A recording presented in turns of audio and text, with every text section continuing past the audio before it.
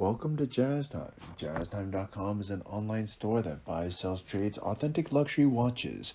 We make these videos so our customers can easily choose the best watch for themselves in the comfort of their own home. If you like this watch and would like to purchase it at the lowest price anywhere online, click on the link in the description below to buy it at JazzTime.com.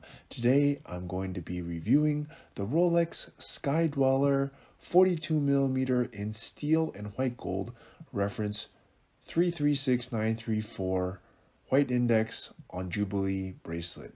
I want to talk to you a little bit about the history of the Sky-Dweller, then tell you about where this watch stands in the lineup of other similar Sky-Dwellers and watches, then tell you about the case, bezel, dial, bracelet movement, finally try it on and give you my thoughts. So let's start.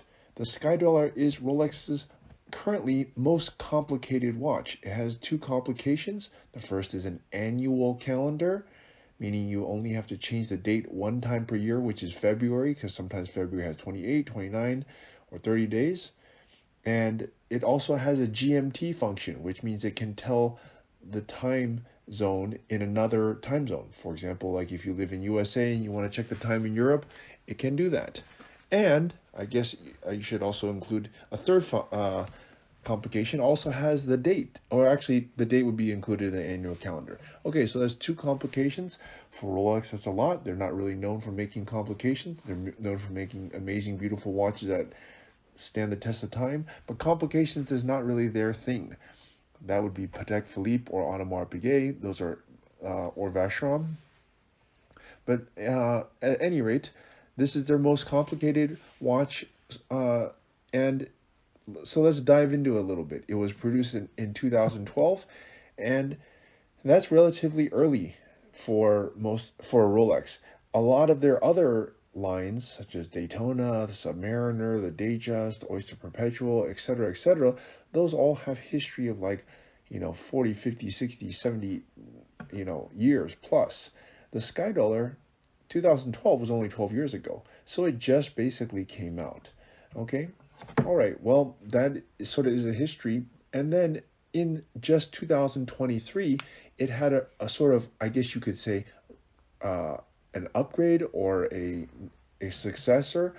But the only thing that has changed from the old reference to the new reference in 2023 is actually just the movement. So everything else is the same. The bezel, the dial, the case, the bracelet, everything else is the same. And the movement is actually hidden. So Rolex really released it correctly in 2012, and there's really no reason to change it. Yes, of course, they figured out how to make the movement better, but it's pretty much the same watch. And the only way that you could actually tell that the movement is different is I'll tell you when we get to that part of the video. Okay, so that's sort of the history of the Sky-Dweller. It doesn't have any previous lineage, such as like the GMT, which has a sport pilot lineage, and doesn't have racing heritage like the Daytona, but it is called the Sky-Dweller. And what a great name to call this watch, because the watch can tell time in a second time zone, hence the name Sky-Dweller, sort of like a traveling watch, a watch for somebody who needs to know the time zone in another area. For example, someone who's traveling to Asia or Europe for business, needing to know the time at home or in Asia or Europe, and also having an annual calendar to always know the date, and of course, obviously time. So that's a pretty cool, that's the lineage of this one. Rolex has to make up something and make a lineage, so there it is. Okay, now where does this watch stand in the lineup of other Sky-Dwellers? Well, I could actually say that I would consider the Sky-Dweller a Datejust 42. Rolex makes their Datejust in size 28, 31, 36 for women, and 36, 40, Datejust 41, sorry, 36, 41, and I could even say the Sky-Dweller is basically a Datejust. But because of its extra size, 1 millimeter bigger than the Datejust, it's also bigger, thicker, and more complicated, which makes sense. They can't just make a size 41 and a size 42. They have to do something with it, otherwise it'll be too much space.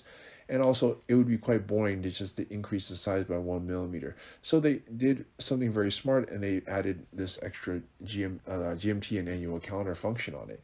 So basically, to me, it's just a continuation of the Datejust line, Datejust 42. So for men, now they have small, medium, large, 36, 41, 42, which is a pretty cool thing because Datejust is their most, one of their most iconic lines of dress watches. And the 42 Sky-Dweller is the king of the heap. Okay, so that's where this watch stands in the lineup. Oh, I guess I should say this watch is obviously in stainless steel. They make many other variations, actually ton of variations, because, and I noticed this with Rolex, when they do the top of the line one, this being sort of the Datejust 42, the top of the line one, they make it in tons of variations, and they put all the best metals in here. So for example, the Sky-Dweller, this is their best one, so they put it in steel, steel and gold, rose gold, yellow gold, white gold, and they put it on oyster flex strap. They've done tons of different variations on it, and there's the most number of variations of this Datejust 42, Sky-Dweller, than any other one. Similar to how they do for the Daytona. They do tons of variations on it because the Daytonas are most complicated and best professional watch. And so is the Sky-Dweller. Sky-Dweller would be like the equivalent of a Daytona for professional line. Okay, so that is where this watch stands in the lineup. Now let's go ahead and start talking about the watch itself. Let's start with the case. The case is 42 millimeters, as I just stated to you, and it is the largest of the Datejusts, or the Datejust looking one. It's not a Datejust, but it looks like a Datejust. Okay, and Rolex was making the stainless steel dials. They don't make a lot of variations in them. They make black, blue, white, and they now make green. So not a lot, just basically 4 variations. And the bracelet, you can make it on Jubilee or Oyster. Now, just up to you, whichever one you want. And I'll get to that when we talk about the bracelet, okay? And if you turn it on its side, you'll notice that it is a bit thicker. Now, of course, I mean, it has a lot of functions in it. And so normal Datejust is about 12 millimeters, but this one's not that much thicker. It's about 13, almost 14 millimeters. It's but not that thick. You know, it's still thin enough to fit under a cuff. Yes, it is thicker, obviously, but it's not a thickness that I think would bother most people. I think most people could be just fine with the thickness. And it adds a little heft to the watch because, you know, if you're wearing a Sky-Dweller, you got to be kind of a bigger guy. I mean, you cannot have a wrist size, I believe, less than 7 millimeters. It's just going to look too funny on you. You got to try a different size watch. So, you know, it's okay to have a little bit of thickness to it. It's not too thick anyway. It's not like a deep sea. Okay, so that is the case, and it is made of all stainless steel, 904L steel. Now, I told you at the outset of this video, this watch is steel and white gold. The part that is white gold is actually bezel, which is what I'm going to get to next. Okay, now this bezel is pretty unique. Now, we're not going to go through each of these things on how to set it because we have other videos. We have another video that shows you how to set it. But what I'll just basically tell you is that the bezel is this is the only bezel that you can actually turn. Or sorry, I should rephrase that. This is the only fluted bezel that Rolex makes that you can actually turn. They used to make another one called the Turnograph. That watch really kind of sucked, and they stopped making it. But now they have this is they call it the command ring, okay, and it allows you to adjust and change the annual calendar, the months, and the date without having to use any tools or pushers. And I think it's really a genius idea. So, like I said, this is not a how-to video. This is a review on this watch. So if you want to watch a how-to, just check out our other video on this. Just go to our channel and type in, you know, how to set Sky-Dweller. Okay, at any rate, I think it's really cool that they integrated the bezel into this way that you can adjust the annual calendar. I think it's just genius. And other companies, huge companies such as Patek Philippe or even Audemars Piguet, you have to use freaking pushers. And I mean, it's lame. That means what are you gonna do? Carry your watch around, and when you have to use, you know, change the time, you carry on a pusher. I mean, it's lame. I think those companies really got to figure out a way to integrate it into their watch, and Rolex did, and rightfully so. They're the top dog when it comes to watches, so of course they did. All right, anyways, that's the bezel, and the bezel is made of white gold, so that's the only part that's made of gold. Okay, which is not a bad thing because it makes the rest of the watch very robust and very strong. Okay, now let's talk about the dial here. Now, uh, Rolex calls this, to me, the dial is just white. Now, Rolex calls this intense white. Why? Well, I guess it's intensely white. And yeah, it's white, but it looks white to me. Okay, anyways, now if you shine the light at it, what's also nice about this one is previously they actually used to make these Sky-Dwellers with Roman numerals on the numerals. To be honest, it looked lame. And it looked so bad that you couldn't even read the time on it. And they got rid of it. And rightfully so, because it sucked and you couldn't see it and the time was like almost impossible to tell. The watch already is super busy as it is. Making it with Roman numerals just makes it that much worse. So I hated it, and most people didn't like it either, and that's why they stopped making it. So now they make it on this index dial, which is great because also when you shine the light at it, it you can read it at night, which a lot of people need because people wear their watches at night. You go to dinner, party, some people even sleep with it. So, and you want to see the time when you wake up or something. Okay, anyways, that's the point of it. Now you have luminescent hour markers at the index, and then you have this GMT function in the center, which is a circle, and then you have the date on the right hand side, 1 to 31, and you see the red mark at the hour marker. There's 12 of them, and that corresponds to the date to the month. What a genius way to do it. I mean, really, honestly, it's genius if you ask me. I don't know why other companies such as Patek Philippe or Audemars Piguet don't do something like this. It's just a really smart idea. Okay, anyways, that's the dial. Let's move on to the bracelet. The bracelet is a standard Jubilee bracelet. Rolex makes it in either Oyster or Jubilee. And what is good about these bracelets are that it has a folding Oyster clasp with an easy link 5mm comfort extension. What that basically means is you don't need any tools to change the bracelet. Sometimes your hand gets hot or cold, and as a result, it expands and contracts, and you need to change the size of the watch accordingly.